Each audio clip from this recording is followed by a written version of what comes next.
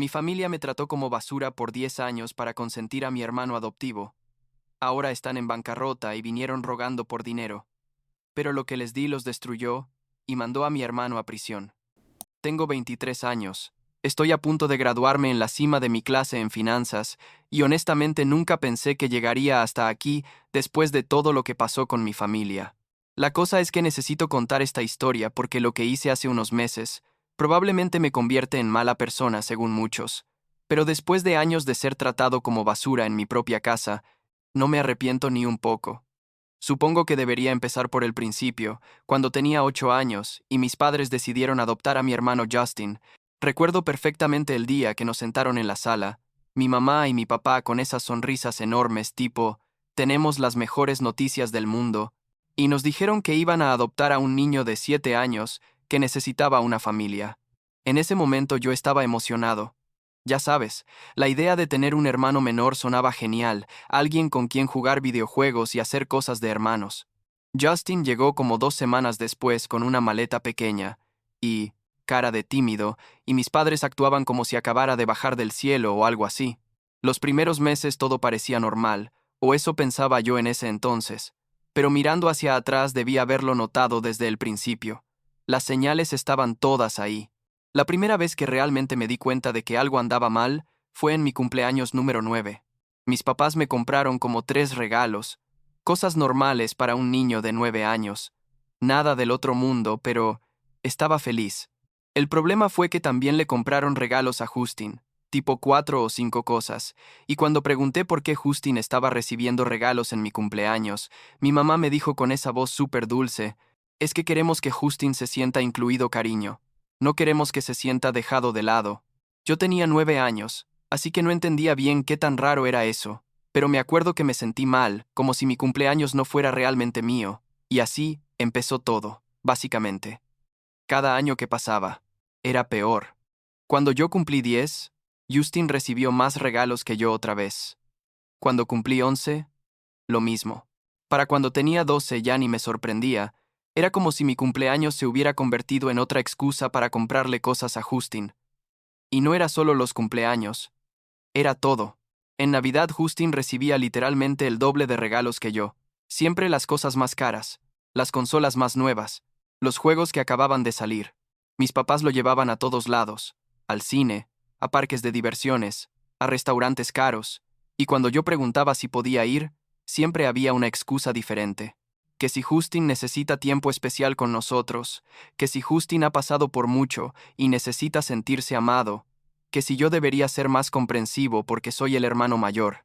Lo más irónico es que yo era el hermano mayor, técnicamente solo por un año, pero era mayor. Y aún así me trataban como si yo fuera el problema cada vez que señalaba lo injusto que era todo. Mi mamá especialmente, ella se volvió como la defensora número uno de Justin. Si Justin y yo peleábamos por algo, siempre era mi culpa, sin importar qué. Si Justin rompía algo mío, mis papás le compraban cosas nuevas a él como para consolarlo, y a mí me decían que las cosas materiales no importan. Llegó un punto donde sentía que era invisible en mi propia casa, como si solo existiera para hacer que Justin se viera mejor. Cuando llegué a la secundaria las cosas se pusieron peor todavía. Mis papás iban a todos los juegos de fútbol de Houston, a todas sus presentaciones escolares, hacían álbumes de fotos de él, publicaban cosas sobre él en Facebook todo el tiempo tipo, miren qué orgullosos estamos de nuestro hijo Justin. Yo estaba en el equipo de debate. Gané como 3 competencias regionales, y mis papás fueron a una, porque Justin tenía un partido el mismo día de las otras. No me tomaban fotos, no presumían de mí, nada. Era como si yo fuera un mueble en la casa, algo que está ahí, pero que nadie realmente nota. Mi mejor amigo Connor fue el único que realmente entendía lo que estaba pasando. Él venía a mi casa seguido, y veía cómo mis papás trataban a Justin, versus cómo me trataban a mí, y siempre me decía, tío, esto no está bien, esto no es normal. Pero yo estaba tan acostumbrado ya que casi lo veía como normal, ¿me explico? Cuando vives en eso, todos los días empiezas a pensar que tal vez sí eres tú el problema, que tal vez sí eres egoísta por querer, aunque sea un poquito de atención de tus propios padres. El punto de quiebre, el momento donde todo explotó, fue en mi cumpleaños número 16. 16 es importante, ya sabes. Es como un cumpleaños grande, y yo había planeado una fiesta pequeña con mis amigos, como 10 personas. Le dije a mi mamá con semanas de anticipación que quería pastel de vainilla porque es mi favorito desde siempre, ella lo sabe perfectamente. El día de mi cumpleaños llegan mis amigos, estamos pasándola bien, y cuando mi mamá saca el pastel es de chocolate. Chocolate. Le pregunté por qué, y ella literalmente me dijo, es que a Justin no le gusta la vainilla, cariño, y pensé que sería más fácil así. En mi cumpleaños número 16, el pastel era del sabor que le gustaba a mi hermano adoptivo. Me quedé ahí parado viéndola como si le hubiera salido otra cabeza, y sentía como todos mis amigos se quedaban en silencio incómodo, y Connor me miraba tipo, hazlo, di algo, y exploté. Le dije a mi mamá que llevaba años, literalmente años, poniendo a Justin primero en todo, que ni siquiera podía tener mi propio cumpleaños sin que se tratara de él, que estaba harto de ser el hijo invisible. Mi papá se metió obviamente a defender a mi mamá y a Justin. Me dijo que estaba siendo dramático e ingrato, que ellos hacían mucho por mí, y yo era un malagradecido. Justin estaba ahí sentado con esa carita de víctima que siempre ponía, y yo solo, no sé, algo sé. Rompió dentro de mí en ese momento. Agarré mi chamarra y me fui de mi propia fiesta de cumpleaños. Connor y 2 amigos más me siguieron, terminamos en la casa de Connor comiendo pizza y jugando videojuegos, y mientras estábamos ahí, yo tomé la decisión. Tenía 16. Me faltaban 2 años para cumplir 18. Y en cuanto cumpliera 18, me iba a largar de esa casa, y nunca iba a voltear atrás. Mis amigos intentaron convencerme de que tal vez las cosas mejorarían, que tal vez mis papás se darían cuenta de lo que estaban haciendo, pero yo ya sabía que eso no iba a pasar. Llevaba 8 años viendo este patrón. No iba a cambiar. Los siguientes 2 años fueron básicamente yo, preparándome para escapar. Empecé a trabajar más horas en mi trabajo de medio tiempo en una cafetería. Ahorraba cada centavo que podía.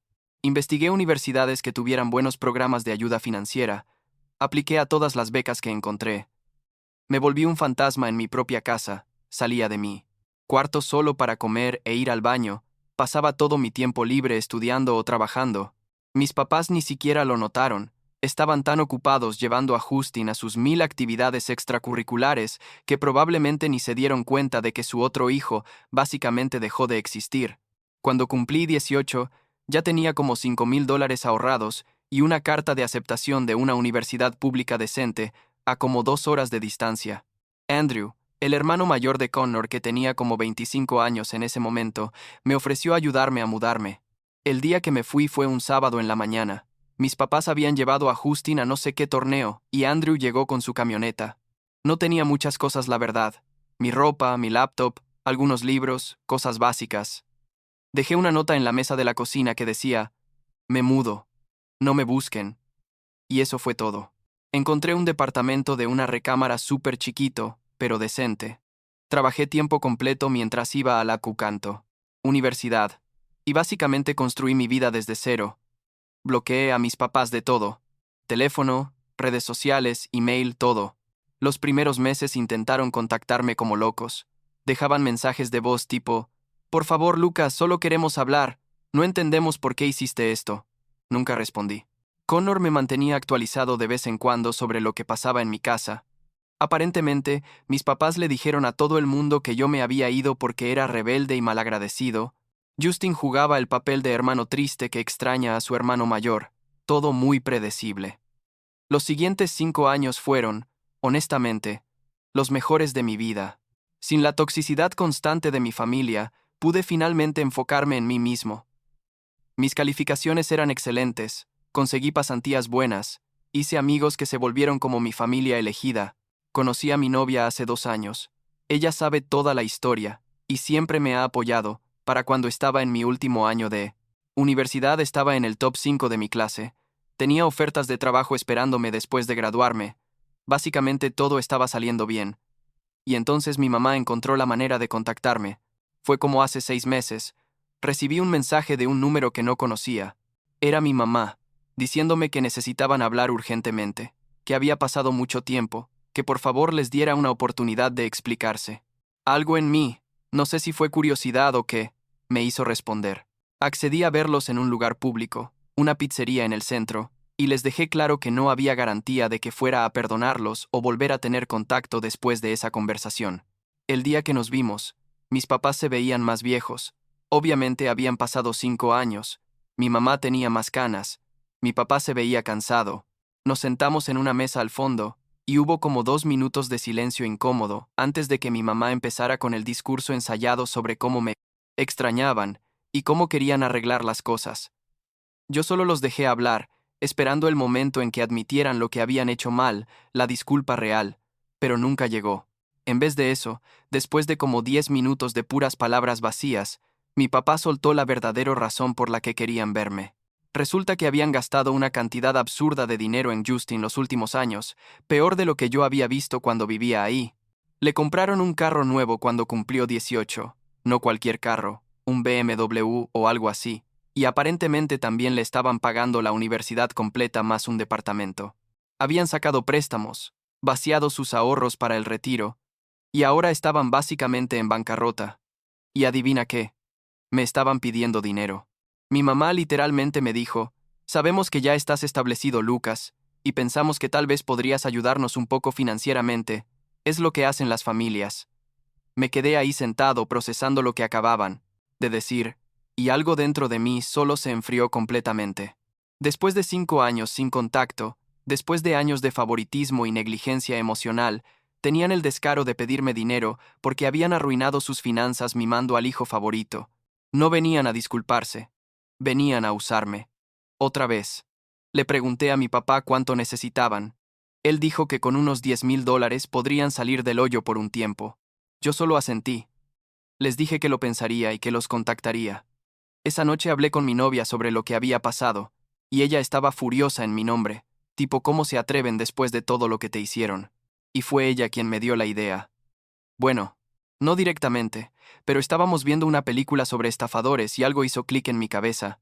Tengo un amigo. No voy a dar detalles de cómo lo conozco, que tiene acceso a billetes falsos, tipo muy bien hechos, casi imposibles de distinguir a menos que realmente sepas qué buscar. Y pensé, ¿ya sabes qué? Voy a darles su dinero. Les mandé un mensaje a mis papás como una semana después, diciendo que sí iba a ayudarlos, que podía darles $12,000, pero que necesitaba un poco de tiempo para juntarlo. Ellos estaban súper agradecidos, mi mamá llorando por mensaje diciendo que siempre supe que tenías buen corazón. Me tomó como 2 semanas conseguir el dinero falso, billetes de 100 perfectamente hechos, en total como 120 billetes. Los metí en un sobre grande y quedamos de vernos en un Starbucks.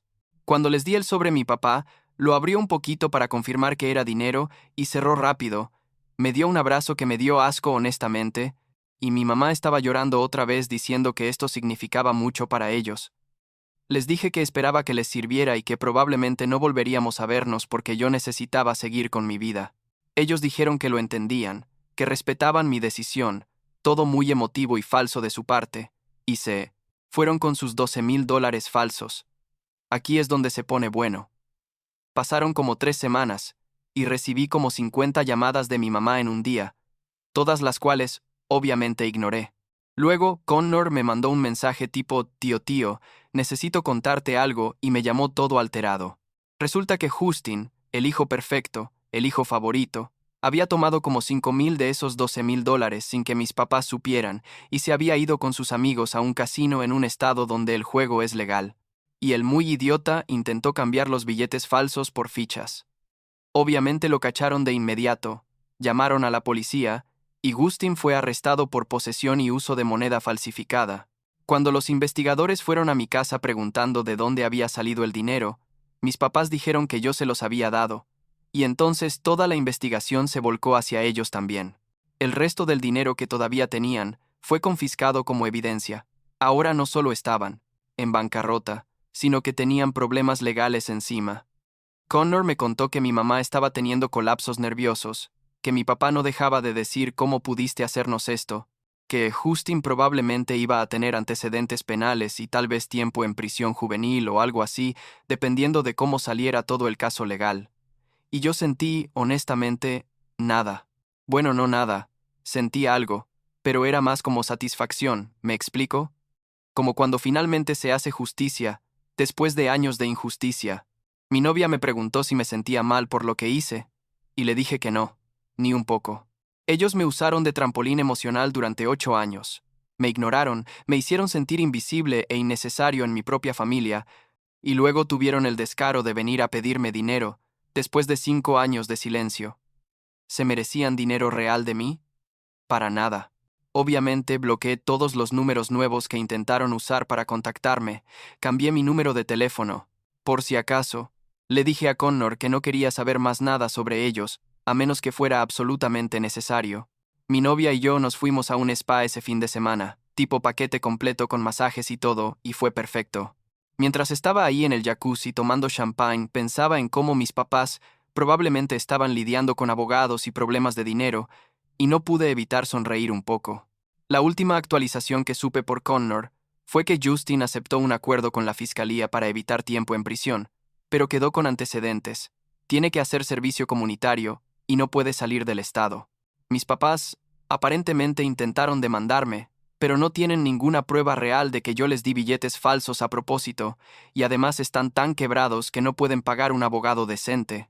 El caso básicamente se archivó por falta de evidencia, porque ellos no pueden probar que yo sabía que el dinero era falso, y yo obviamente nunca voy a admitir nada.